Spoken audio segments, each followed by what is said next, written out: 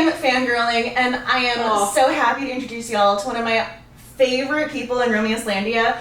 I am thrilled to feature today's romance genre author, Nisha Sharma. If you're not already reading this woman, please do. Sweet. Thank you. Again, like, I've talked to you enough times, but you're still a big deal to me. It's like when you get to meet like your idol or your hero, you're kind of up there on the pedestal, but like I can still see you. I am even more awkward in real life.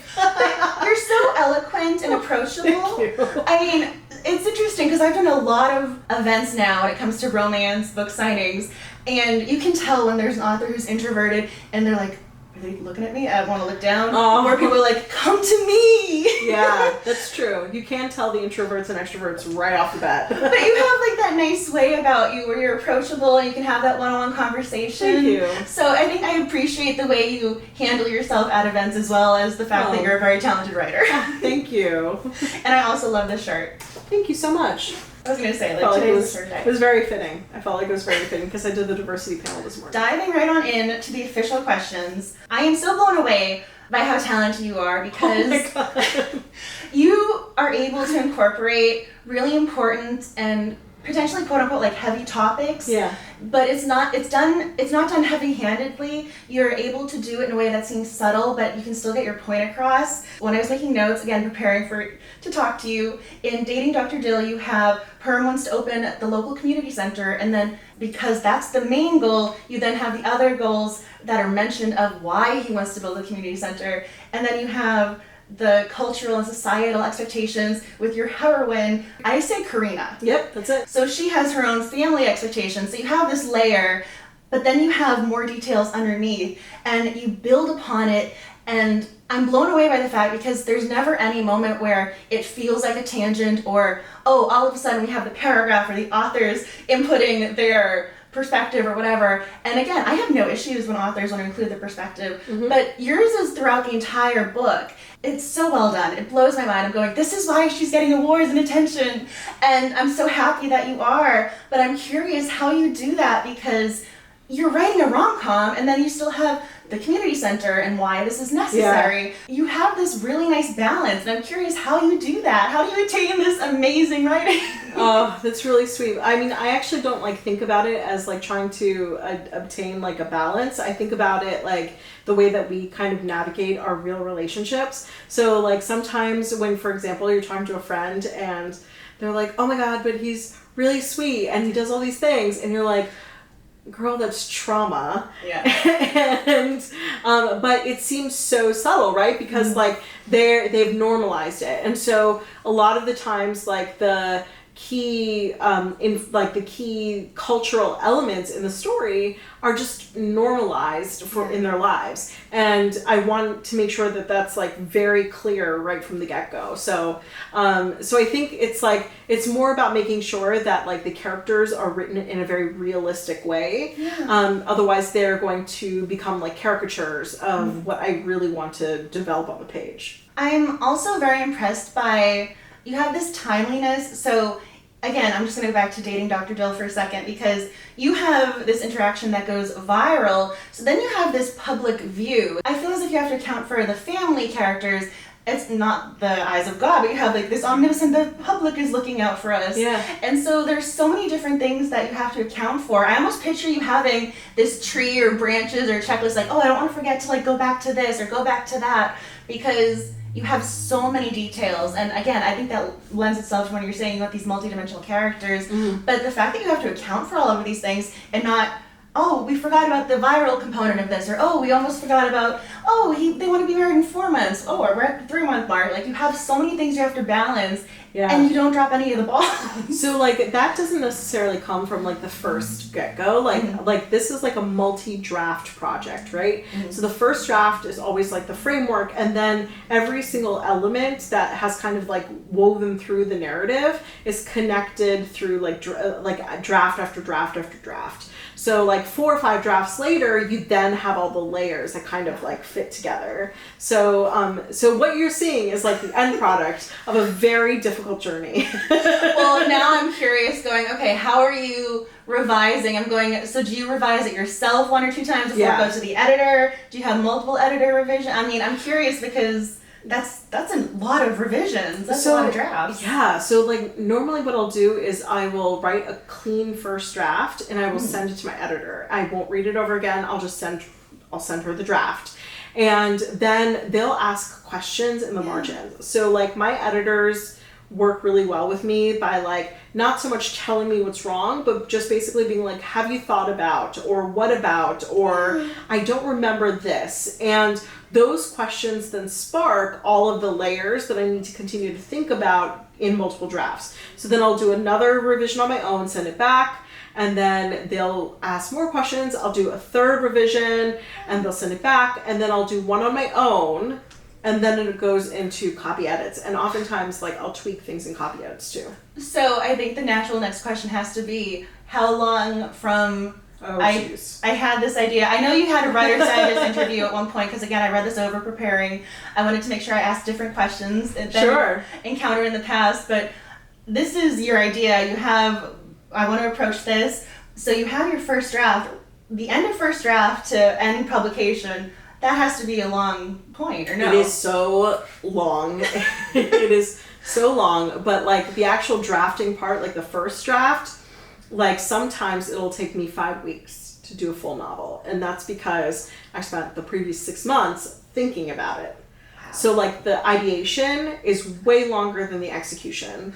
So, and that's because like the person that I am, like I need to start thinking of all of like connecting all the dots. Like I knew that I had to write the third book in the Shakespeare series like in January, and I just started writing it because it took that long for me to like finally hear like the voices of the characters in like until they sound crystal clear in my ears before I sit down and write, I can't do it. So you just reminded me of NaNoWriMo. I'm almost going, oh, you could be one of the mentors. Yeah. But again, this is the whole, you might do NaNoWriMo in 30 days, but your book isn't done entirely. Make sure you edit. Not at all. You have to edit. Although I have to ask, so if you write this in 5 weeks, what does that writing day look like? Because 5 weeks to get... It is a nightmare. My husband fends for himself. Like no one knows where I am and who I am, and laundry is left to the wayside. I'm buying new clothes to work in clothes at that point. That sounds about right. I'm kind of picturing this cave-like essence of I'm at my computer typing.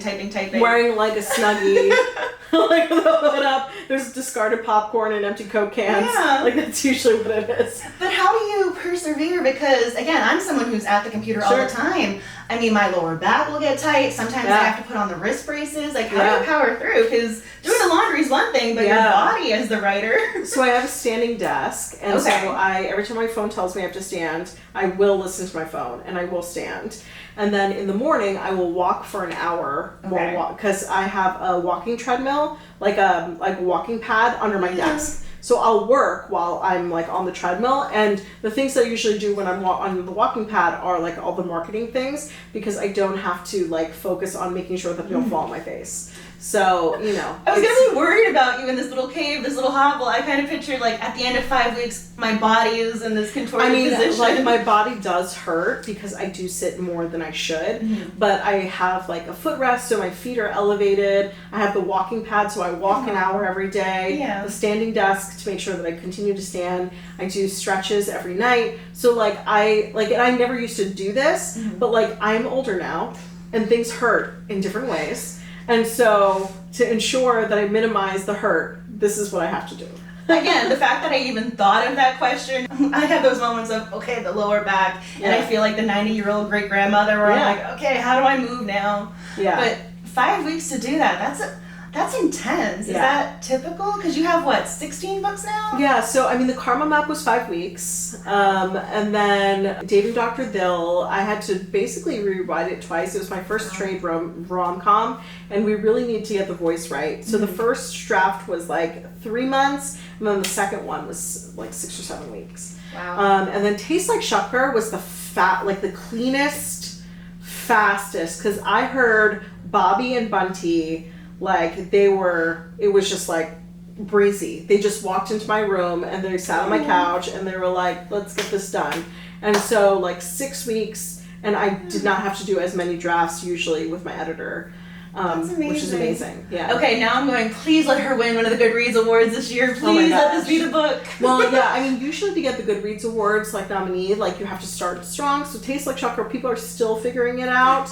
So I'm not banking on the Goodreads awards, but I am just really excited that the people who found me with Dating Dr. Bill are still fighting Tastes Like Chocolate. Aww. Yeah. So that actually kind of it leads into my next question because, again, I've been with you for a very long time, so I remember my so-called Bollywood life.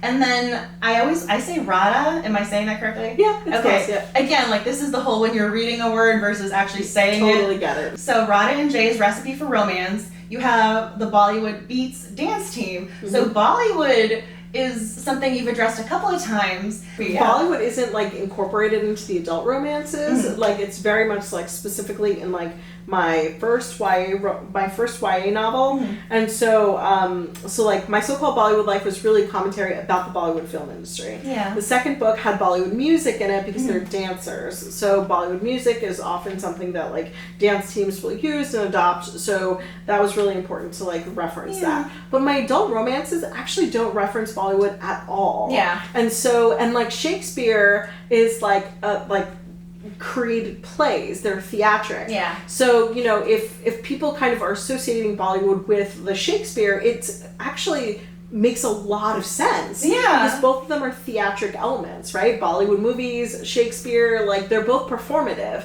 And so, you know, because of that, I don't think there's as much of a disconnect in people's minds, even though like they may seem like Western and Eastern worlds, right? So I actually really think that there's a lot like of commonality in the work. So yeah, I love it. I love See, it. when you explain it and when you think about it, it does have that, oh, this is obvious, but it's not until you explain it and you're like, oh yeah, that really does make sense. Also, how do you all of a sudden think, I want to do Shakespeare and romance? Because let's be honest, not all romance relationships with Shakespeare end happily ever after. So having Shakespeare in the kind of title for your series, is that risky? How did you come up with Shakespeare? No, not at all. I mean, there's so many Shakespeare adaptations that are comedies. Like, if you think about it, like, if we're looking at movies, for example, 10 Things I Hate About You is a Shakespeare adaptation. Yeah. She's the Man is a Shakespeare adaptation. You know, I think, like, Shakespeare's been adopted in so many different ways, in comedies and in the dramas and tragedies. And so it was, like, to me, it was a very safe bet. And then the other part of it is that these Shakespeare comedies have, like, so many different, like, elements in their plays that are very like that can connect with cultural elements in South Asian culture. So to me it was like, yeah, like of course this makes sense, totally we'll do it. So and I was very fortunate to have a publisher that was like on board. So I'm happy that I'm able to pursue a storyline or stories that really just like resonated with me. Oh, that makes me so happy. Yeah. Because I actually remember as an undergraduate, I took a Shakespeare in film class, like the adaptations of Shakespeare, and so you were mentioning She's the Man. I'm like, yes, I remember I actually brought that up in class one day. I'm going, I love that you have that reference on the tip of your tongue. Yeah. Like, she did her research, she thought about this. Oh yeah, 100%. I mean, it also gives you an excuse to go watch 10 Things I Hate About You, which is... I mean, honestly though, do we really need an excuse to watch 10 Things I Hate About You? No, and to use the GIF or GIF, however you want to say it, of Heath Ledger doing the song dance, that's always relevant. Every time. But now we gotta have one of those for your book cover and have something of, oh, how are we gonna incorporate 10 Things I Hate About You? Or how do we have Shakespeare? Yeah, we gotta do something. Going back to when you're talking about your day, what is your goal? The word count, page count, just tell the story? I have ADHD, so like if I start to set like word count like end goals like that, I've recently discovered that it just doesn't work for me. Yeah. So now what I just try to do is put my phone in a different room and I try to write for 25 minutes at a time. So I do the Pomodoro sprints. So, and I have an accountability partner. We both hop on Zoom together and we do 25-minute sprints, 3 sprints in a row. Yeah. And then we take a break and we chat and then we like do another sprint before we like move on for the rest of the day. You just reminded me, there was the whole study of people who have roommates or people who are around other people, and they want to show, oh, I'm working, oh, I'm doing this. Like, having someone actually be around you can inspire more. So, but I'm also thinking, how do you find that writing partner? How do you find someone, or connect with them in that way to make sure your schedules align and personalities align. I think part of it is like meeting people in the industry who are friends. So like if you know someone who has a common goal than you do, and then you learn more about them to realize whether or not like they have a similar working style as you do, like that is step one. Yeah. So I found a person, we were friends for 2 years before we started working together. Wow. So, you know, and then finally she's like, oh, I have to write in the morning before work, and I'm like, so do I. And she's like, do you wanna try this together? I'm like, yeah. And we tried it for like a couple days, and then we're like, this is really working out for us. And so we've done it now for almost 2 years. Wow. Yeah. Any so chance you're the next Christina Lauren writing duo on the hills? Both of us are incredibly selfish people, and we hoard our stories, and there's no way that we would. I personally cannot write with another person. I was just curious because that's the other thing when people mention writing partners, you're like, to what degree? And so again, when you come to the writing world, my mother was always like, do you tell people your ideas or do you wait till the end? What if someone steals your idea? If you have a writing partner and it's in the beta production and it's not out in the world, how do you prevent this from going this way? There are other things that come to mind when it comes to writing partners or people reading your stories before publication. Yeah, absolutely. I think that people who have writing partners are incredible people because I could never do it. I think like the line for us is that we just share time together, and that's pretty much it. But that's so nice though that you found someone who has the exact same goal as you. I love that. Yeah, I really like there's that. a lot of us though, you know, I mean, like we are currently at a conference right now that has so many different readers and aspiring writers who kind of also are like working on a full-time job or working on a degree or working whatever or being a full-time mom and also writing. And so you just have to find your people. So you also just said that you were writing before work, so you're still doing something else in addition to your romance writing? No, so I took a year. I left my full-time job in September of 2022 to write full-time. I took a year, and now I'm going back to school. So I start my PhD next week in English and Social Justice. What made you decide to do the PhD? Because in my head, like, you're kind of already at that level of romance, right? I mean, I was gonna say stardom, but like you've reached the level of you have the name, you have the respect. I'm going, now you're adding school on top of this? I would have thought you'd be like, let's add some more romance books. I mean, so like my husband also is like, let's add some more romance books, but like the key I think with the PhD for me is that I want to pursue original research in the field as someone who is working at developing like this study specifically to support marginalized authors to provide like examples of how marginalized authors are not supported in popular romance and how we can like do better. And I've always been an advocate for marginalized voices, so I want to be the person who can back it up with a degree as much as possible.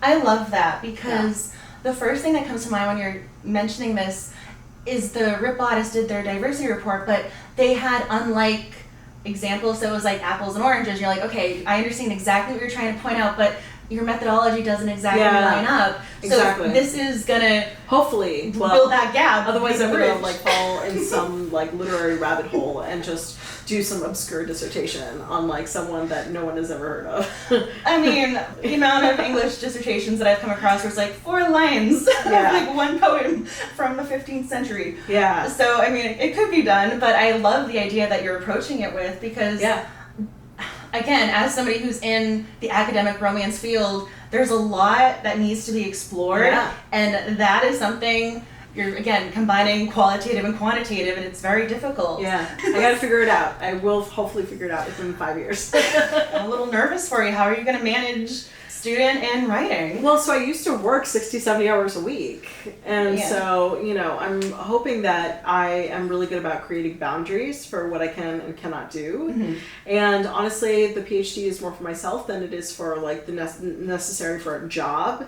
Yeah. And my husband and I have decided that if it does not feed my soul the way that I expect it to, then I will not finish it. And I'm okay with it. There are 40% of PhD students who do not finish their PhDs. They are ABDs, and that is fine. I'm so excited that you're doing that, and I love the reason that you're approaching it because I almost feel as if that's going to alleviate some of the pressure of, okay, I got to get a 4.0 in this, I got to do this. Sure. I mean, and also the whole tenure track thing. I mean, oh my goodness. I love that you're just going to do this for you because you have a mission and a goal. I definitely do, and I think I'm being very intentional about it, and we'll just see how long it continues to support, like, serve me, and we'll go from there. Oh, and you have a lot on your plate too. I do. I just have to figure out what is next, and I always think that's the most exciting part.